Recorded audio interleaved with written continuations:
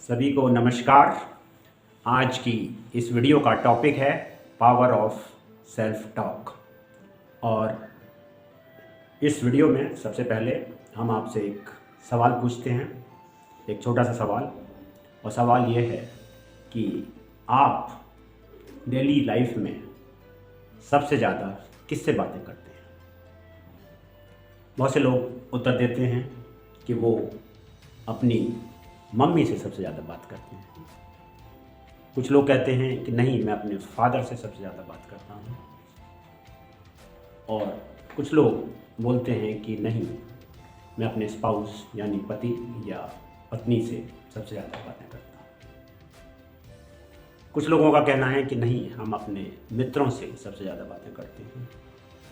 कुछ लोग अपने संतान यानी अपने पुत्र या अपनी पुत्री से ज़्यादा बातें करते हैं।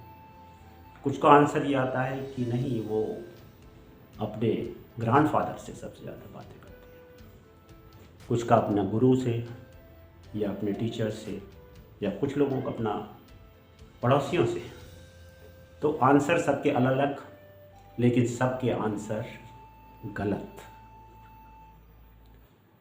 क्योंकि जो सही आंसर है वो ये है कि आप सबसे ज़्यादा जो बातें करते हैं वो अपने आप से सबसे ज़्यादा बातें करते हैं।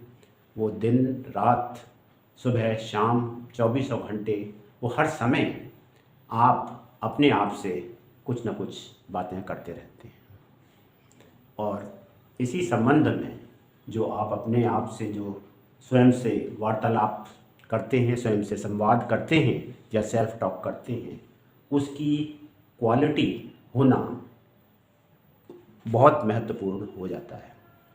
इस संबंध में मैं एक एक्सपेरिमेंट के बारे में बात करना चाहूँगा।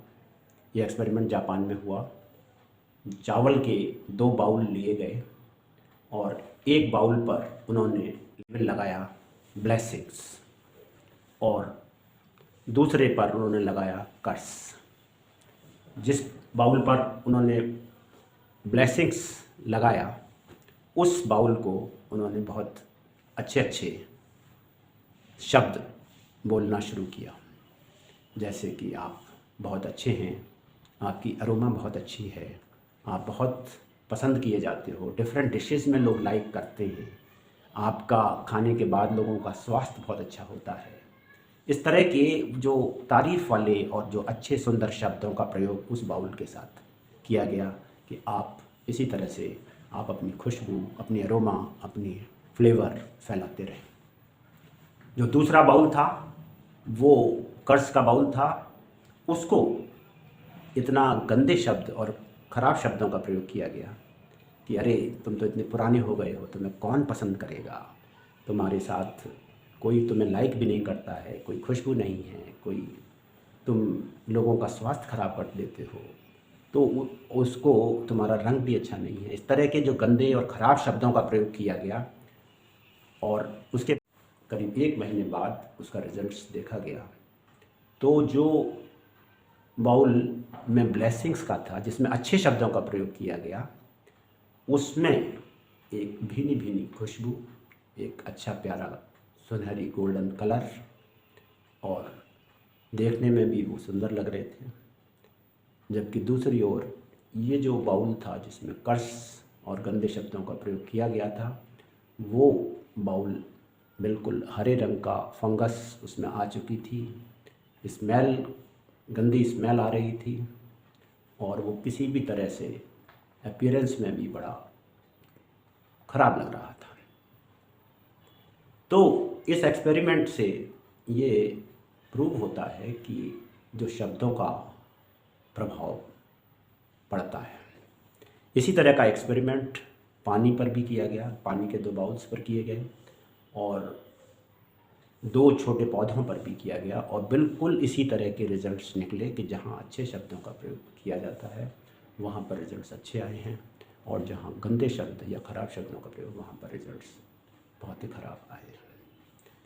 तो ये सिद्ध करता है कि शब्द अपने आप में एक एनर्जी हैं, और वो उसी तरह से इन्फ्लुएंस करते हैं और प्रभाव डालते हैं। इसलिए दिन और रात, सुबह और शाम जिन शब्दों का अपने लिए प्रयोग करते रहते हैं उनका हमारे ऊपर बहुत ज़्यादा प्रभाव पड़ता है, क्योंकि हम दिन भर में करीब शब्दों के माध्यम से 60,000 के एवरेज पर विचार किया करते हैं और ये विचार शब्दों के द्वारा ही बने होते हैं।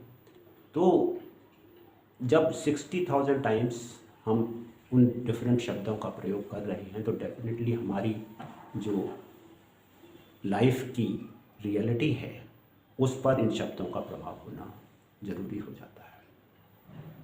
शब्द का प्रभाव बीज की तरह होता है। संस्कृत में कहा गया है कि यथा बीजम तथा निष्पत्ति। आम का बीज बोने पर आम पैदा होता है और बबूल का बीज बोने पर बबूल पैदा होगा। आज की इस चर्चा में ये स्पष्ट हो जाता है कि शब्दों के चयन से, शब्दों के प्रयोग से, शब्दों के मंथन से हमारे जीवन की रियलिटी बनती है, रियल जीवन का यथार्थ बनता है और उससे हमारी लाइफ की क्वालिटी इन्फ्लुएंस होती है।